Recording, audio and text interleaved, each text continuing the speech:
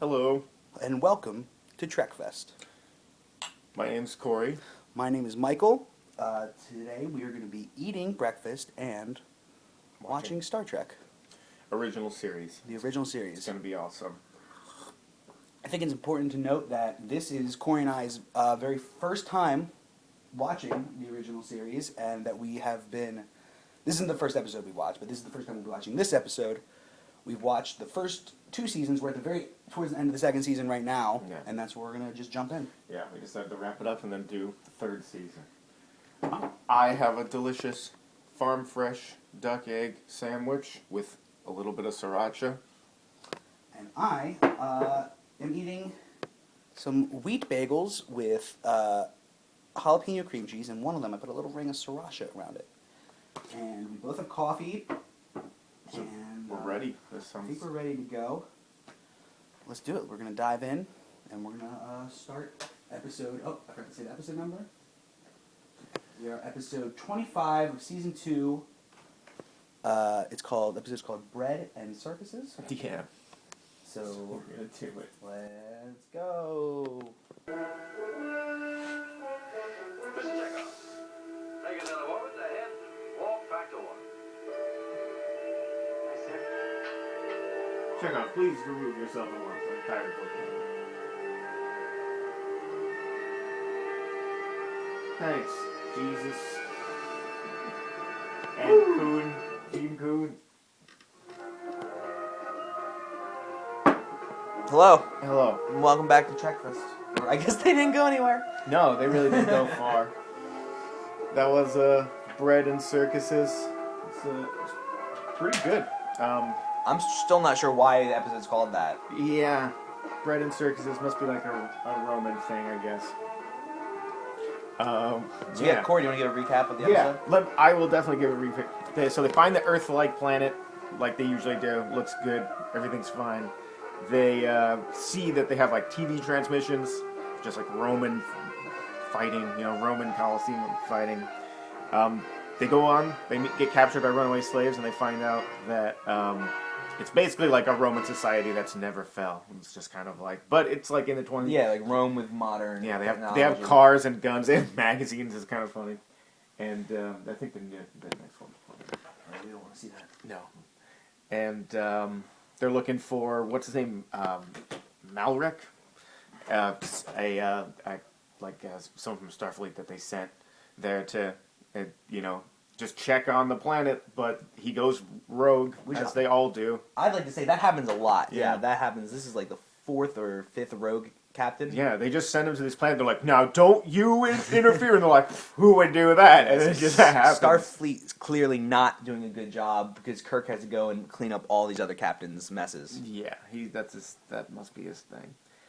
And then he's just kind of like it's like Caesar kind of guy, or just kind of like a higher up kind of evil.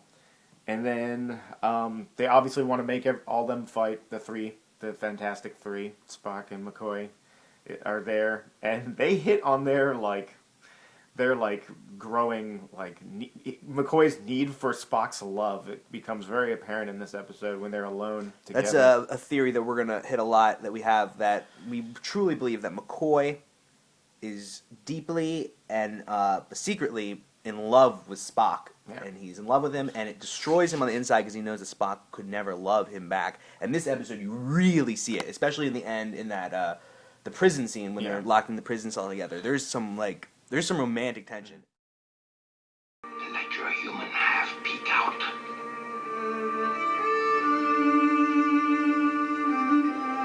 That's it, isn't it? And security. Why, you would know what to do with a genuine, warm, decent feeling.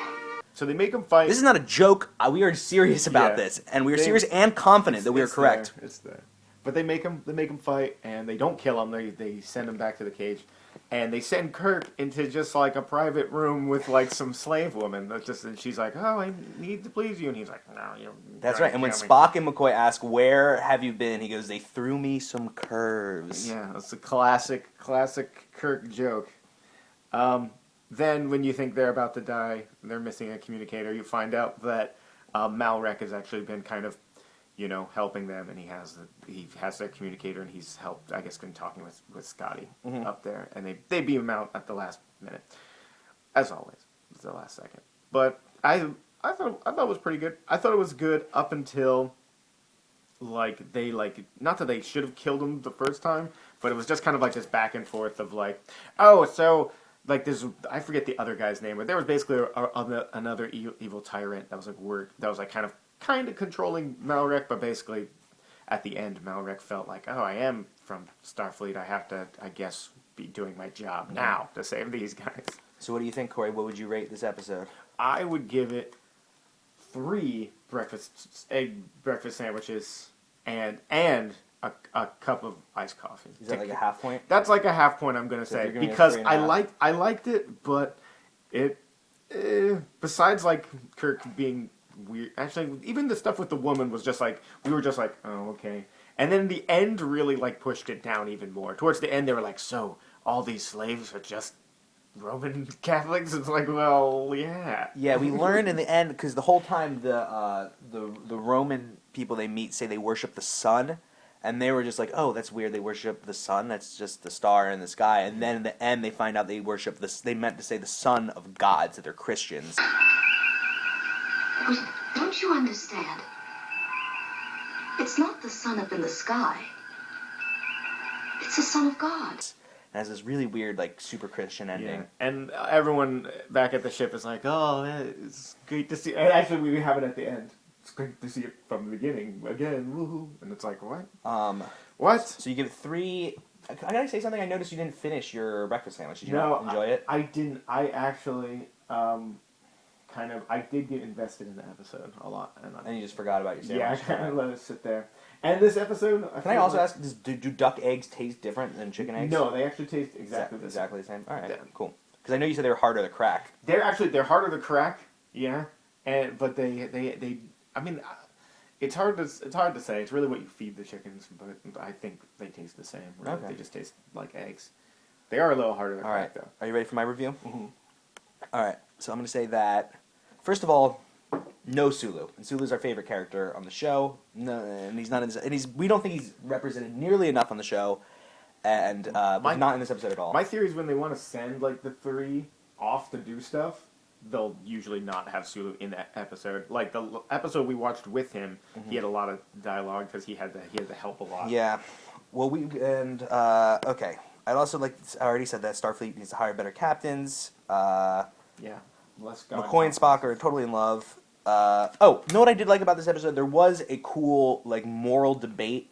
The moral debate between Spock and McCoy is this kind of like, McCoy was like, this place has slavery and pride and gladiator fighting. It's terrible. It's horrible. And but Spock's like, yeah, but they haven't had 3 world wars. So there's kind of this interesting debate of which is better, slavery or lots of war, which it's kind of interesting. I think it's why people like Star Trek so much, because it has things like that in it.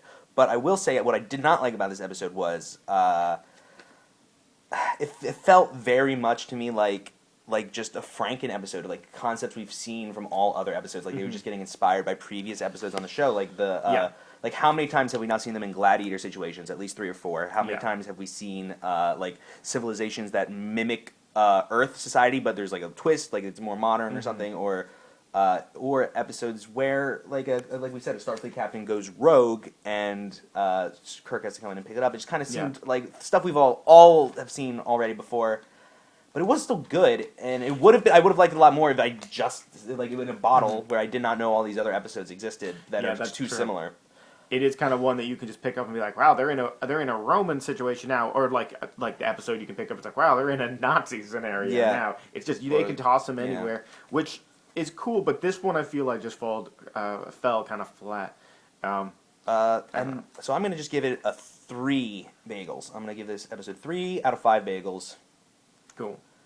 And yeah, that's it. More Sulu. Yeah, we want more Sulu.